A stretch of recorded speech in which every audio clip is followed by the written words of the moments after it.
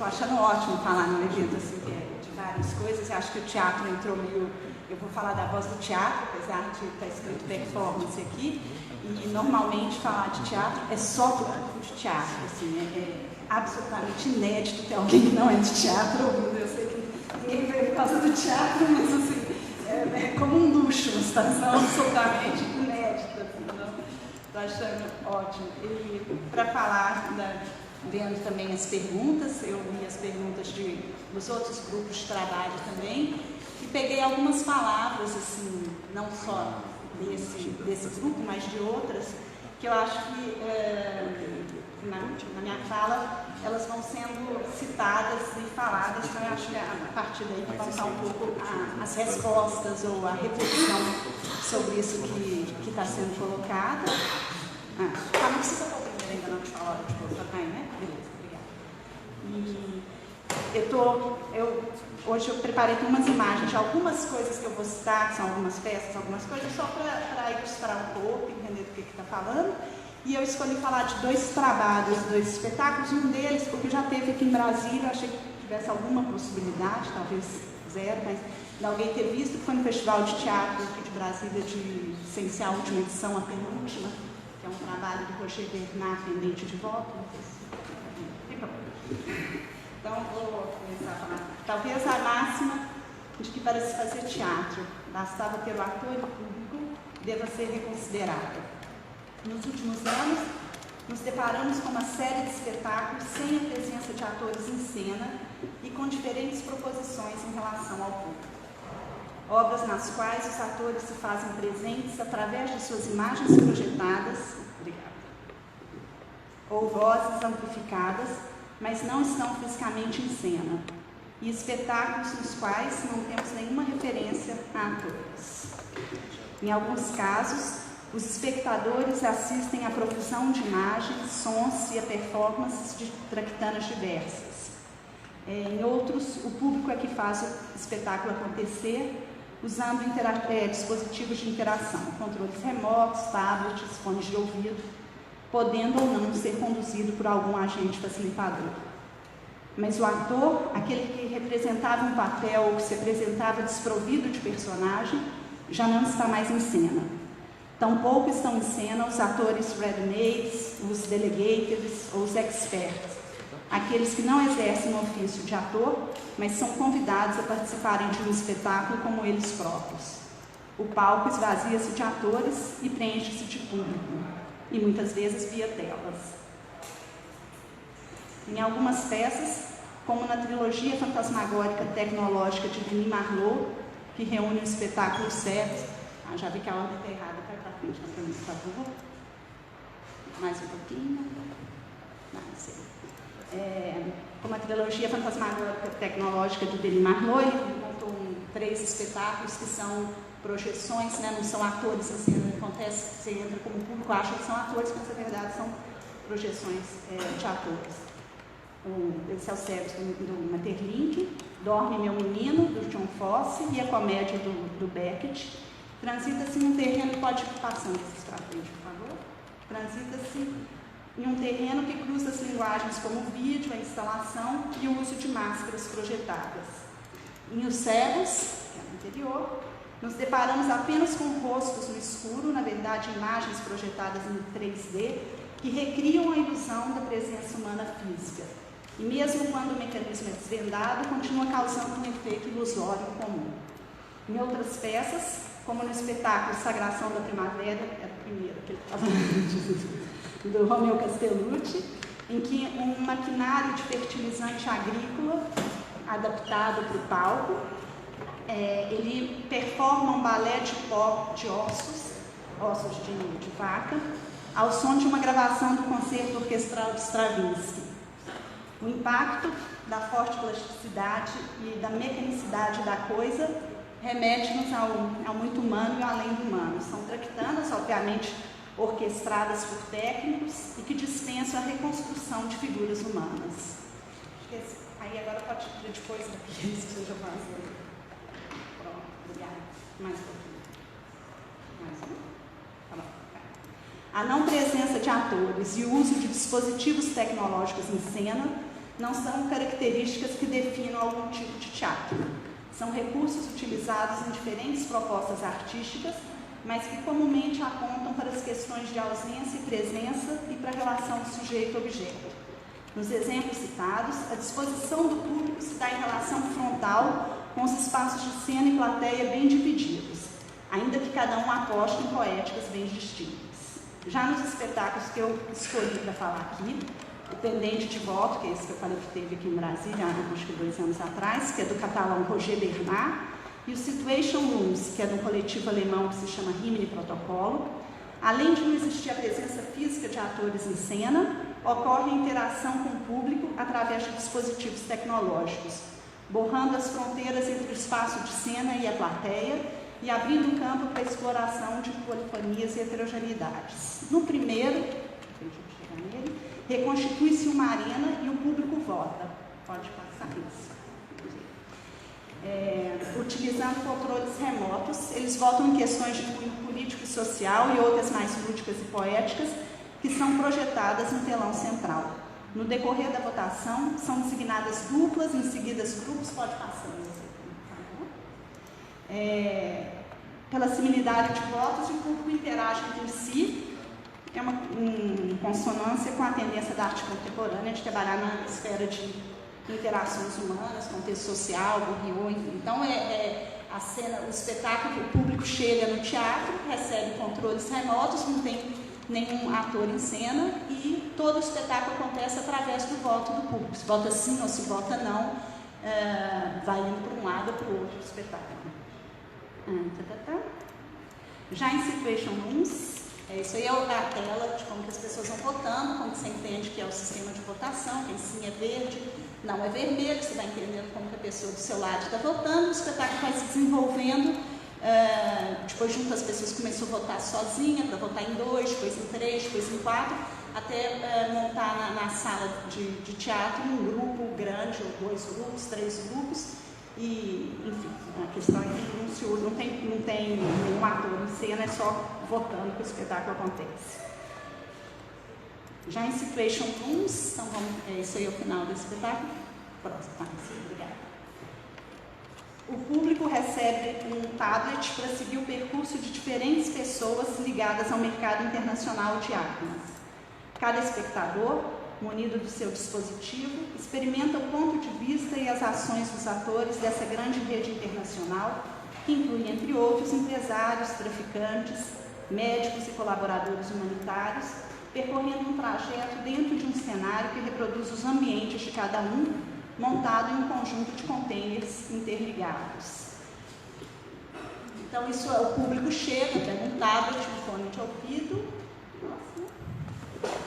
Próximo. E aqui é uma estrutura de containers que cada pessoa do público vai entrar para percorrer o container. Nos 5 minutos que eu tenho depois da imagem, eu vou mostrar um videozinho desse espetáculo, acho que fica mais fácil de ver. Então, eu parto da primeira e mais evidente constatação, eu estou tratando de um teatro que se abstém do ator em cena. O acontecimento teatral comumente se dá no espaço entre o ator e o público, e dessa interação cria-se um corpo coletivo que se constitui justamente no espaço-tempo da apresentação. Grande parte da construção da teoria teatral contemporânea baseia-se nessa relação, abordando-a de diferentes perspectivas. Ao pensar o teatro tomando como arte do acontecimento e da presença, eu recorro à definição do pensador de teatro argentino, Jorge Dubat, que diz que o teatro é uma zona de experiência e construção de subjetividades. É através desse viés, e considerando os 3 componentes elencados por Dubat, que são o convívio, a poiesis e a expectação, que eu acredito que, ainda que sem atores em cena, o teatro aconteça. Acrescento o fato de estarmos tratando não só de cenas sem atores, mas também com o uso de dispositivos tecnológicos que servem de interface para o acontecimento e que proporcionam a interatividade do público com a obra. Embora as 2 peças em questão sejam muito distintas uma da outra, elas se complementam na reflexão sobre a poética de interfaces e revelam mais do que uma subjetividade criadora, uma prática que subverte ou coloca em questão as hierarquias e as prioridades da arte teatral. Ao menos 2 desdobramentos desse fato devem ser destacados. os dispositivos como extensão dos corpos e os hibridismos entre sujeito e objeto, de um lado, e as questões relativas à presença e efeitos de presença e ausência, por outro lado. Vejamos como se dão as relações do público com a obra nestas cenas não autorais. No caso do pendente de votos, temos um dispositivo tecnológico, os controles remotos, através dos quais as pessoas podem dar uma resposta afirmativa ou negativa às questões propostas que são projetadas na tela central, que possibilitam ao público interagir com o sistema e efetivar o acontecimento. Esses controles remotos são a chave de entrada do público no jogo. Toda relação acontece através dos dispositivos. Para questionar, para se posicionar, para participar, o público precisa dos aparatos. Eles são extensões dos corpos presentes e, ao operarem como tal, criam uma dinâmica de interação própria, que é o que define a obra. As respostas podem variar, alterando um pouco o curso do jogo, mas o ato de votar é o cerne da questão. Votar primeiramente sozinho, em seguida em duplas, depois em pequenos grupos e, finalmente, dividindo a plateia em 3 grandes partes. Justo voto, a expressão maior da representação política, desloca literalmente o lugar da representação em pendente de voto. Ao chegarmos na sala do espetáculo, somos orientados a ocupar os assentos marcados com o número de um controle remoto, que foi recebido logo na entrada. Em cena, umas cadeiras vazias, microfones e pedestais, caixas de som, refletores, uma pequena mesa, engenhocas e, ao fundo, uma grande tela de vídeo na qual está projetada a pergunta número 1, ordem do dia, já chegou todo mundo?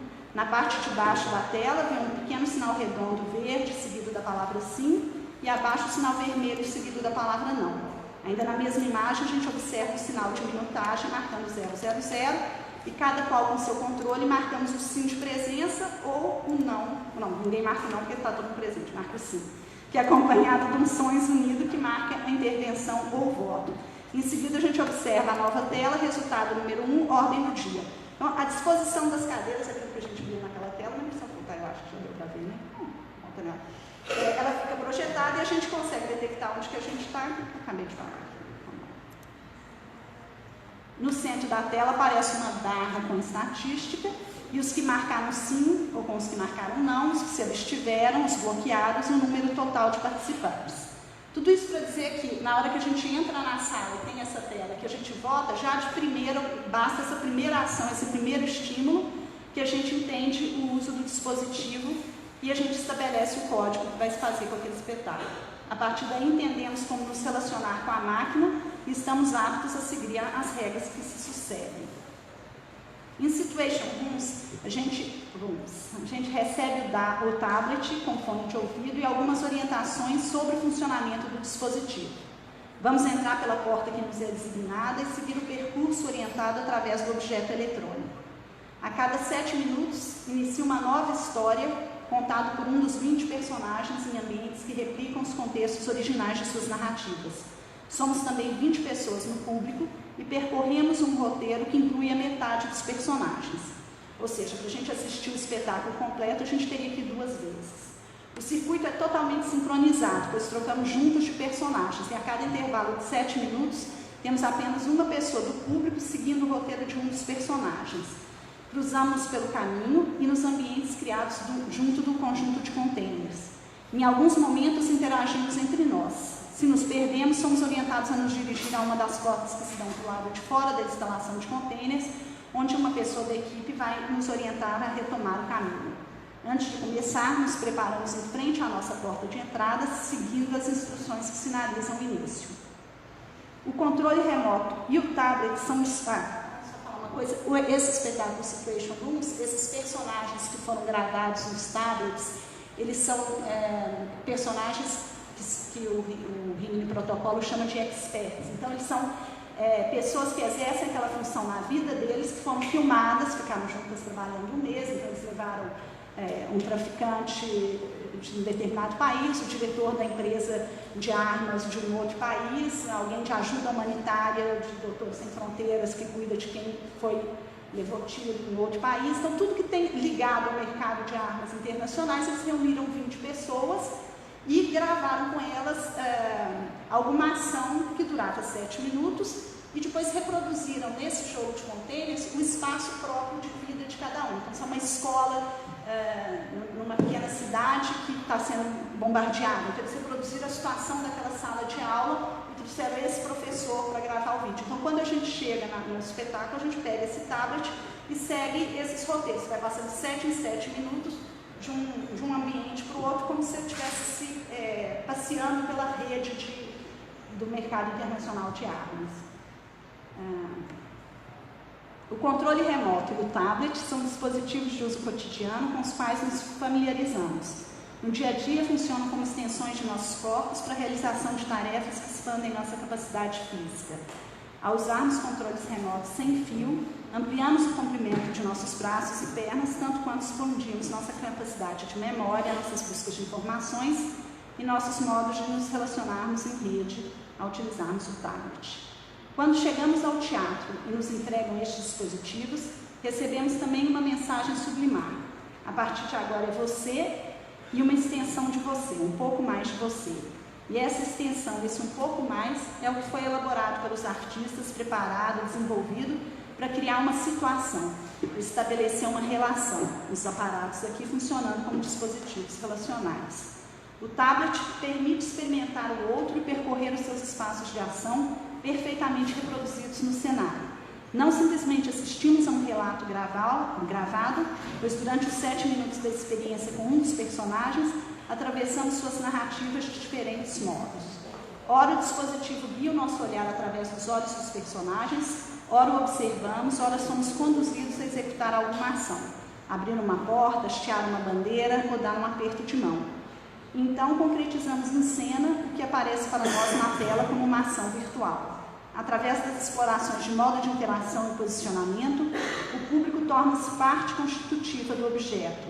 A experiência de espectar se complexifica, pois estamos inseridos em um universo virtual e concreto, circundados por outras pessoas na mesma situação. Observamos e somos observados ao mesmo tempo, porém com perspectivas diferentes. A nossa presença física em um determinado espaço tem um significado para um outro espectador que difere completamente daquela que estamos vivenciando. Ou seja, no mesmo momento em que estamos atuando como Médicos Sem Fronteiras, estudando um relatório de viagem, somos também personagem da história de uma outra pessoa, fazendo, sem termos consciência disso, o papel de um diretor de empresa. Do ponto de vista evolutivo, podemos relacionar essa capacidade de assimilação do replicador, que surge apenas em ambientes constituídos por mentes comunicativas complexas, no que o Dawkins define como meme. O meme deve ser visto como uma unidade de informação do cérebro que tem uma estrutura que fica armazenada em qualquer meio físico que a mente utiliza para guardar informação. As consequências e manifestações dos memes no mundo exterior são chamados efeitos fenotípicos, que se manifestam em forma de palavras, músicas, imagens visuais, gestos faciais ou das mãos, capacidade como abrir latas e etc. Eles são percebidos pelos órgãos sensitivos de outros indivíduos e podem ser gravados como uma cópia, não necessariamente exata, do meme original no cérebro receptor. A nova cópia do meme está então pronta para transmitir seus efeitos fenotípicos e outras novas cópias podem ser feitas em outros cérebros. Aí, como Dawkins fala, assim como os genes se propagam no pool gênico saltando de corpo em corpo, via esperma ou óvulos, os memes se propagam no pool mimético saltando de cérebro em cérebro, por um processo que, no sentido mais amplo, pode ser chamado de imitação. Constituiriam assim uma unidade de propagação da evolução cultural. Bom, o conceito de meme de Dawkins é a célula base para a construção do conceito de fenótipo estendido, que é uma interessante ferramenta para pensar sobre os dispositivos tecnológicos usados nos espetáculos. A ideia do fenótipo estendido é justamente que os efeitos fenotípicos de um meme podem ampliar-se no meio ambiente, ou seja, não estão limitados ao corpo de um organismo. São, portanto, extensões dos corpos, mas não qualquer tipo de extensão. São as que são especificamente capazes de replicar um efeito fenotípico que altera alguma propriedade do organismo. Podemos pensar o tablet e o controle remoto funcionando como fenótipos estendidos dos nossos corpos. Assumimos então tais dispositivos como adaptações do corpo, tão agentes da evolução quanto os genes. O corpo expandido, híbrido, maquínico, se distancia cada vez mais da dialética sujeito-objeto, diluindo-se num contexto de co-sujeitos, os nossos transhumanos em construção. Para Merleau-Ponty, o corpo é tanto objeto quanto sujeito. Tenho um corpo, sou o meu corpo não é somente meu corpo sou eu. O corpo subjetivo não é somente uma coisa, um objeto, mas sim uma permanente condição da experiência, uma abertura perceptiva ao mundo.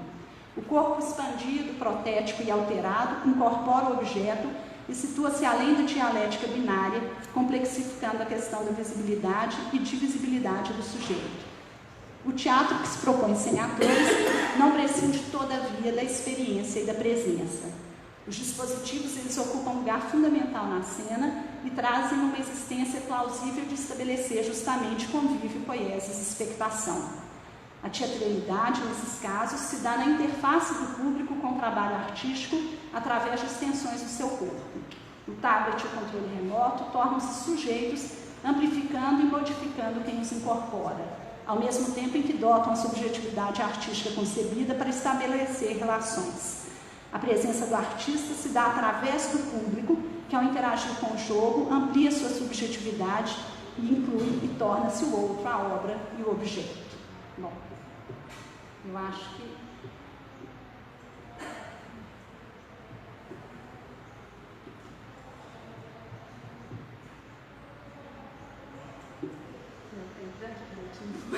Foi até um pouquinho mais de... Então, só para eu concluir aqui, que... Um minuto, tá aqui, quero encerrar colocando 2 pontos e 2 questões. Uma, que o teatro tem a arte corpórea e a arte como acontecimento. E o corpo em cena, né, como o Rodrigo falou aqui hoje mais cedo, é a arte do corpo em cena. Portanto, as telas, elas funcionam como extensão do corpo. Então, para o teatro, entender a tela como extensão do corpo, eu acho que é uma questão aí para a gente pensar e ver, né, aberto assim, de discutir. E o teatro como acontecimento, né, o que se passa com o público no momento e espaço do tempo teatro. Então, o deslocamento aqui da ideia de teatralidade, ele está no público e não na cena. Portanto, o teatro é pensado para o público e não... O teatro, quando se faz o teatro, você já pensa no público, porque não tem como acontecer sem o público. Mas a ideia de teatralidade, que ela era antes muito pensada dentro da cena, se a gente pensar, tinha a quarta parede, que é a quarta parede de Diderot, que ela era uma tela a mais. Então, a partir do momento, isso, quando surgiu o cinema, né, apareceu o cinema, a grande questão do teatro era, vai acabar o teatro, chegou o cinema, não tem mais por que existir o teatro. E foi justamente na queda dessa quarta parede, na queda de uma tela, exatamente, que conseguiu fazer o teatro. Desculpa, acabou.